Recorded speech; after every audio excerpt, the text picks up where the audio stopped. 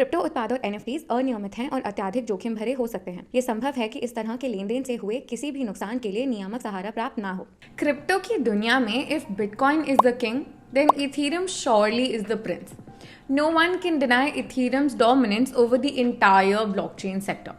Decentralise application से लेकर decentralise finance, NFTs, decentralise exchanges, हर जगह इथीरियम का एक ना एक यूज केस तो आपको दिख ही जाएगा। बट देन अगर आप रेस में दौड़ रहे हो और आपको कंपटीशन ना मिले तो क्या मज़ा आएगा? और ऐसा हो भी नहीं सकता, राइट? इथीरियम के कुछ शॉर्टकमिंग्स हैं और उन्हीं को सॉल्व करने के लिए बनाया गया Cardano. But wait, which is better, Ethereum या Cardano? Well, we cannot tell you that which is better, but we can surely help you decide on some factors. तो hello ji, hi, this is Riya और आज हम discuss कर रहे हैं Cardano और Ethereum के बारे में, उनके differences, similarities and all of that. तो चलिए शुरू करते हैं वीडियो को। अब इथीरियम के बारे में तो आप सब जानते ही होंगे। अगर आप में से किसी को नहीं पता इथीरियम क्या है और वो क्या करता है, तो आप हमारा ये वाला वीडियो डिटेल में देख सकते हैं। तो चलिए अब समझते हैं कि कार्डानो आखिर क्या है। तो कार्डानो एक मल्टी लेयर ब्लॉकचेन है जिसको इथीरियम के को फाउंडर चार्ल्स हॉस्किंसन ने डेवलप करा है। कार्डानो ओरोबोरस एल्गोरिदम पे काम करता है और एक proof of stake blockchain system है। अब आप पूछोगे कि इसका क्या फ़ायदा है? Well, both of these mechanisms help Cardano to achieve a high level of security along with the efficiency. Cardano का फोकस भी स्केलेबिलिटी, सस्टेनेबिलिटी और इंटरऑपरेबिलिटी पर है। वेल, आप कंफ्यूज हो गए क्या? वेल, डोंट वरी, मैं अभी इधर ही हूँ ना। कोई भी ब्लॉकचेन नेटवर्क में अगर एनहांस्ड स्केलेबिलिटी होती है, इसका मतलब होता है कि वो ज़्यादा ट्रांजैक्शंस प्रोसेस कर पाएगा इन 1 सेकेंड। वहीं इंटरऑपरेबिलिटी का मतलब है कि डिफरेंट ब्लॉकचेन्स का आपस में एक्टिवली कम्युनिकेट करना। जितना ज़्यादा इंटरऑपरेबिलिटी, उतनी आसानी से डेटा ट्रांसफ़र हो पाएगा from one blockchain to another one. आपको पता है, इन फीचर्स को और भी बेहतर बनाने के लिए Cardano is now undergoing an upgrade called the Vasil hard fork in सितंबर 2022। इस अपग्रेड के बाद कार्डानो की स्केलेबिलिटी और एफिशिएंसी इंप्रूव हो जाएगी। इससे कार्डानो एक और स्टेप क्लोज आ जाएगा to dethrone Ethereum as the king of DeFi and smart contracts platform. Do you guys think so? इस अपग्रेड से कार्डानो 2 बहुत मेजर इश्यूज सॉल्व करने की कोशिश कर रहा है, जो है नेटवर्क कंजेशन एंड फीस। अगर आप एक क्रिप्टो एंथुजियास्ट हो तो आपको पता होगा कि इथीरियम भी कुछ ऐसे ही इश्यूज फेस कर रहा था, जिसकी वजह से उसमें भी अपग्रेड्स लाए जा रहे हैं। Yes, my friend, we're talking about the very famous thing happening in crypto right now, which is the Ethereum merge. Ethereum merge के बाद इथीरियम के जो ट्रांजैक्शंस हैं उसमें चेंज आएगा। Ethereum proof of work mechanism से प्रूफ ऑफ स्टेक मैकेनिज्म पे shift हो जाएगा, जिसकी वजह से उसकी स्केलेबिलिटी और एफिशिएंसी इंप्रूव हो जाएगी। इस मर्ज के बाद क्योंकि इथीरियम की ट्रांजैक्शन पावर बढ़ जाएगी, इससे नेटवर्क कंजेशन भी काफ़ी हद तक कम हो सकता है और नेचुरली गैस फी भी कम हो सकती है। हम तो बड़े एक्साइटेड है इथीरियम मर्ज के लिए। What do you think about it and are you also as excited as I am? अगर इथीरियम मर्ज से रिलेटेड कोई भी इन्फॉर्मेशन आपको रियल टाइम चाहिए तो do subscribe to our YouTube channel where we shall keep you informed on everything about the merge and around the merge.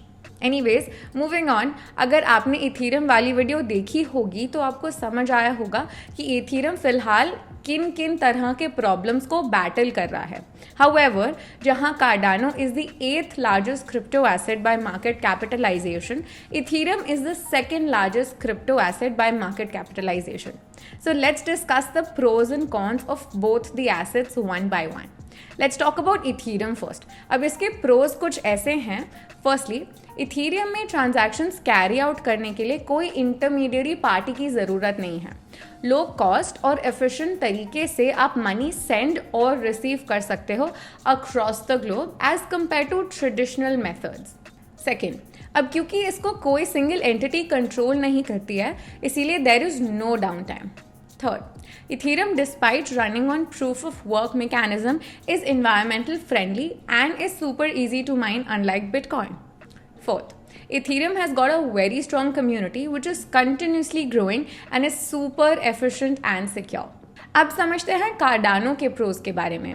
Firstly, Cardano की development team बहुत ही कमाल की है with a great vision and road map in hand. Second, Cardano एक multi chain layered blockchain protocol है जो कि settlement layer and computational layer use करने से unlimited scalability and quick transactions ensure करता है।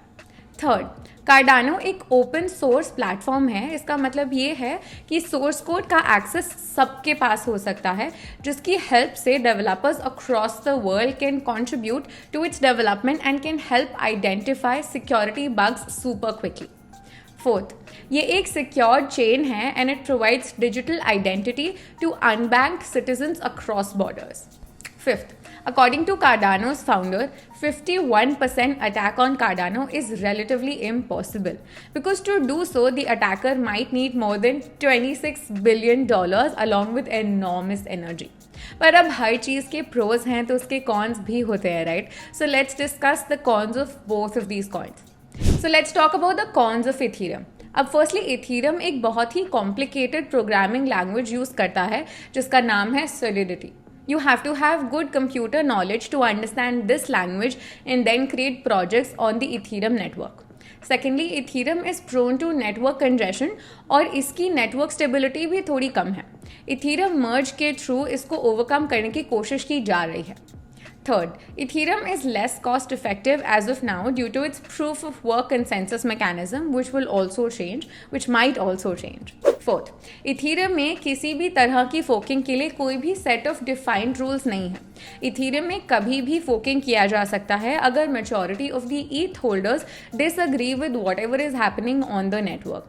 This is not a good use case for the Ethereum community. अब Cardano के भी कुछ flaws हैं and the cons in Cardano are: Firstly, 75% of the ADA is not in circulation but it is staked. इसका मतलब that सिर्फ 25% of the ADA in the market is available for buying or selling, बाकी सारे staked हैं। Secondly, कुछ limited number of transactions he specified time में process किए जा सकते हैं। अब कार्डानो बहुत हद तक इथीरियम जैसा ही है, बस इसकी अप्रोच एंड इम्प्लीमेंटेशन थोड़ी सी अलग है। दोनों ही ब्लॉकचेन प्रोटोकॉल्स डिसेंट्रलाइज्ड एप्लीकेशन की डेवलपमेंट में हेल्प करते हैं। हाउएवर, एक POW which is proof of work mechanism पर रन करता है और दूसरा POS which is proof of stake पर। Both the assets have secured themselves as a position under the top 10 crypto assets by market capitalization. कुछ time के लिए Cardano was also the third largest crypto by market cap and the community expected it to challenge Ethereum's dominance, but apparently that did not happen yet. While Ethereum can carry out 10 to 15 transactions in a second, Cardano is capable of 250 transactions. However, Ethereum के upgrade होने के बाद it will be capable of carrying out 100,000 transactions in a second, which shall in turn decrease the congestion and the gas fee. We hope so. Now we hope that you have a better understanding and more clear knowledge about Ethereum and Cardano. And we also hope that after this video, you shall make more informed decision on whatever you choose to buy.